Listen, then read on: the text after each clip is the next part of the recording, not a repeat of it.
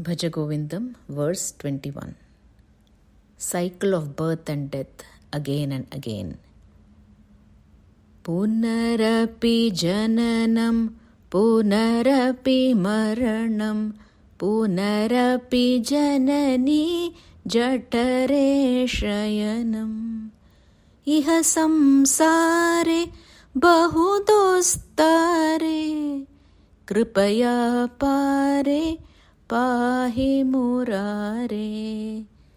Bhaja Govindam, Bhaja Govindam, Govindam Bhaja Mudhamate. Again birth, again death, and again lying in mother's womb. This samsara process is very hard to cross over. Save me, O Murari, the destroyer of Mura, through thy infinite kindness. Seek Govinda, O foolish mind.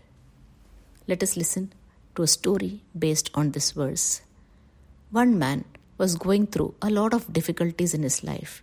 He was the only breadwinner of the family, supporting his old parents, sisters, as well as his wife and children. One day, he fell very sick and couldn't go to work for almost a week. As a result, the man was fired from his job. Not knowing what to do and how to support his family, he became very dejected. He saw all other people around him comfortable and happy, and often wondered why was he the only one suffering. As he sat brooding over his fate, there was an announcement in the village that a great saint was visiting the village and he would stay there for a month. He would be conducting some prayers in the village and also be giving spiritual discourse. During this period, a rich merchant had arranged for free meals the entire month for all the village people, and all were welcome.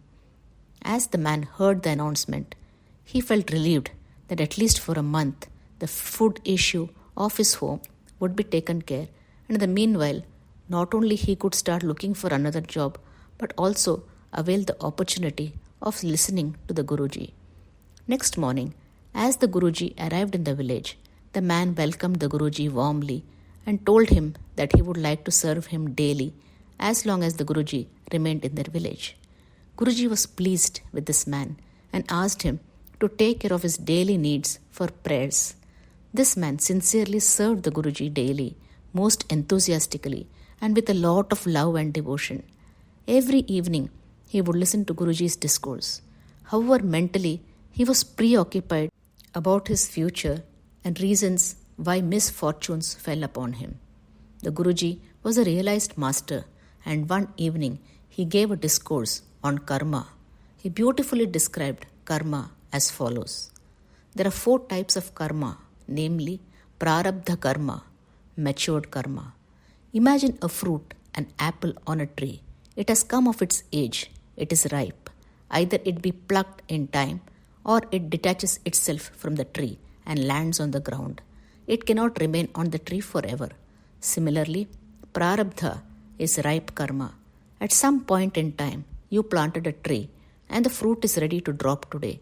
Regardless of your desire or your preference, it has taken its own course, much like the arrow that has left the bow. Once you perform any karmic act, it is registered in the universe. It will come to fruition in due course.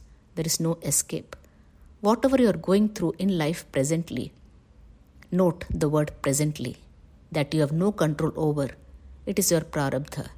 Whatever you have sown in last or many previous births, you are reaping the good or bad accordingly.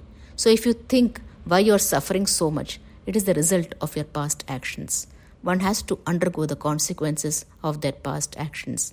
But it does not mean you cannot change your future. Prarabdha is that which has matured. Any karma that may mature in the future is not prarabdha. It falls under the second category. Sanchita or stored karma. This is your store of karma. Not all fruits on the tree will mature the same day. It will be laden again in the next season and the next and so forth. It is for this reason that life is greatly cyclical for an overwhelming majority of people. Why? If you planted apple trees, when the season comes, you will have plenty of it.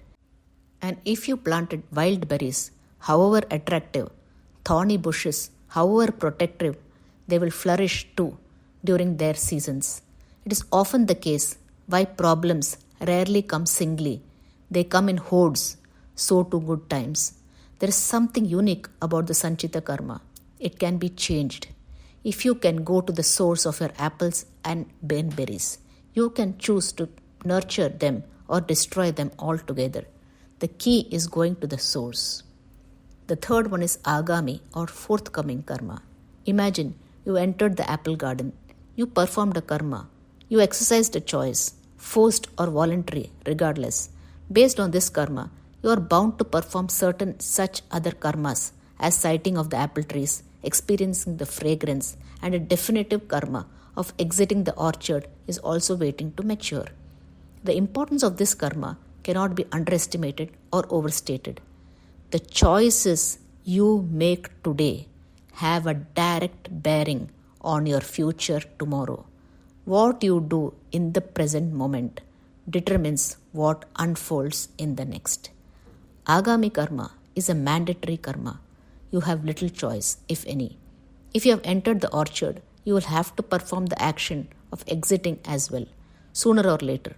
However, if you could either change the store of your Sanchita karma or exercise due care in the present one, this one changes automatically. And the fourth one is Vartamana or present karma.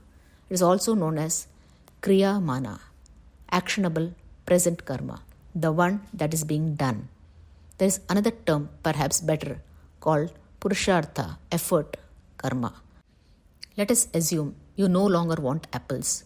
You can chop the trees, you can have them uprooted. You will still have to find a way to manage or dispose of the wood, rotting apples, green waste, and the rest of it. But it is a one-off, albeit intense effort. Thereafter, there will be no more fruits waiting for you year after year. You may simply choose to sow wheat and harvest after a few months, clearing your karmic field on a regular basis. A pertinent question is, how do you know if you are creating new karma or going through the results of your past karma? The answer is quite simple. When you do something out of choice, you are creating new karma. And when you are forced to do something, you are simply repaying your karmic debt. The former will have consequences, good or bad, drawn up for you. The latter can be tended by managing your karmic store or Sanchita karma, in other words. If you don't want to have any fruits, good or bad, do all acts selflessly, surrendering all your action to the Lord. This will happen only when one has exhausted the fruits of all their previous actions. The choices you made yesterday, voluntary or otherwise, have landed you where you are today. And the choices you are making today will dictate your tomorrow. Hence, it is paramount that you pay attention to your present actions, your present thoughts. The range of choices available in the future is a direct function, a derivative of your present actions. Your future, well, your life in fact, depends on it. Thus, the Guruji concluded his discourse. This man was so happy to receive the answers to his questions and started practicing good thoughts and actions. Soon it was time for Guruji to leave the village. He was very happy with the man who served him with so much faith. He blessed him profusely.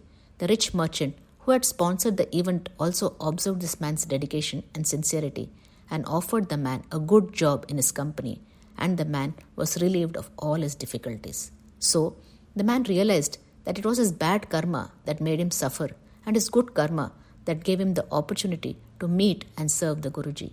He took the lessons learned to heart and started leading a meaningful life, being fully conscious of his actions.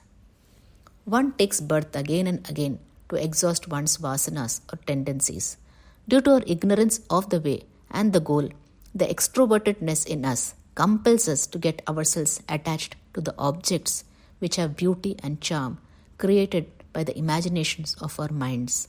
The trick is to exhaust them through actions undertaken without ego and egocentric desires. Sometimes we become comfortable with bondage. If we don't get the knowledge, we are stuck. If we get it but don't have the strength to come out of it, we are stuck again. So, if we sincerely invoke the Supreme's grace, it will descend on us. Now let us listen to a story for students. Buddha was sitting with his disciples. One of them asked him, "What is karma?" Buddha said, "Let me tell you a story. A king was touring in his kingdom on his elephant. Suddenly, he stopped in front of a shop in the market and said to his minister, 'I don't know why, but I want to hang the owner of this shop.' The minister was shocked, but before he could ask the king why, the king had moved on. The next day, the minister went to the shop dressed as one of the locals to see the shopkeeper.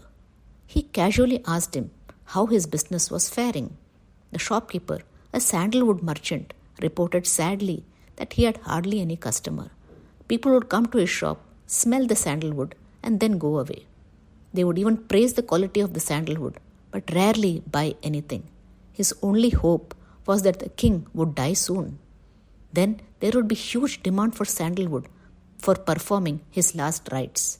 As he was the only sandalwood merchant around, he was sure the king's death would mean a windfall. The minister now understood why the king had stopped in front of this shop and expressed a desire to kill the shopkeeper. Perhaps the shopkeeper's negative thought vibration had subtly affected the king, who had in turn felt the same kind of negative thought arising within. The minister, a noble man, pondered over the matter for a while. Without revealing who he was or what had happened the day before, he expressed a desire to buy some sandalwood. The shopkeeper was pleased. He wrapped the sandalwood and handed it over to the minister. When the minister returned to the palace, he went straight to the court where the king was seated and reported that the sandalwood merchant had a gift for him. The king was surprised. When he opened the package, he was pleasantly surprised by the fine golden color of the sandalwood and its agreeable fragrance. Pleased, he sent some gold coins to the sandalwood merchant. The king also felt sorry in his heart that he had harbored unbecoming thoughts of killing the shopkeeper. When the shopkeeper received the gold coins from the king, he was astounded. He began to proclaim the virtues of the king, who had, through the gold coins, saved him from the brink of poverty. After some time, he recalled the morbid thoughts he had felt towards the king and repented for having entertained such negative thoughts for his own personal goal. If we have good and kind thought for another person, that positive thought will come back to us in a favorable way. But if we harbor evil thoughts, those thoughts will come back to us as a retribution. "What is karma?" asked Buddha. Many replied, "Our words, our deeds, our feelings, our actions." Buddha shook his head and said, "Your thoughts are your karma." We will receive what we give. Everything is about reaction and reflection. Good thought, deeds, and actions will get back the same. Again, for students, when you are explained such philosophical concepts through simple stories and experiences which drive the point, you are more empowered to choose how to think, how to act. You become aware of your actions and you act accordingly. These values and teachings, when imbibed from young, will definitely blossom when it is needed most in your lives during your education, working, and for life. Such people will have a balanced life and enjoy both the material and spiritual life with a clear understanding. Jai Sai Ram.